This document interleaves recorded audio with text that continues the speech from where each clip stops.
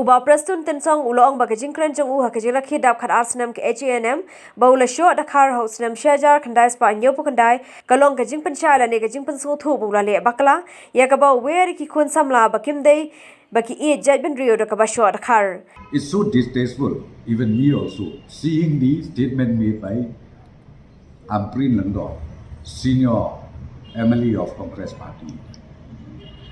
I think before giving such a statement, she should have read the entire speech I made that day. What I made that day was, because I was the chief guest for a celebration of 12 years of hanm, along with other, NGOs, leaders, organizations. My intention is very clear.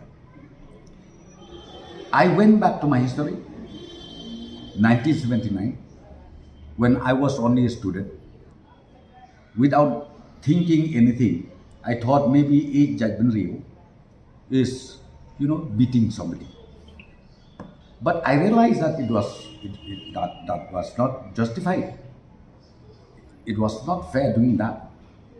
So my statement was very clearly, I said to all leaders of the NGOs, hey, let us restrain ourselves from beating our friends coming from outside the state.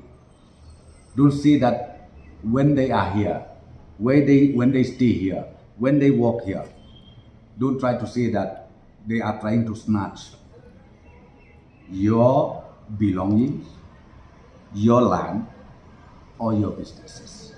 Let us work together. Then Meghalaya will grow.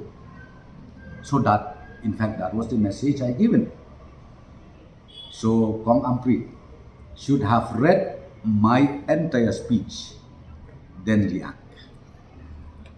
But it seems she read only one line, where they say, where I've seen they said,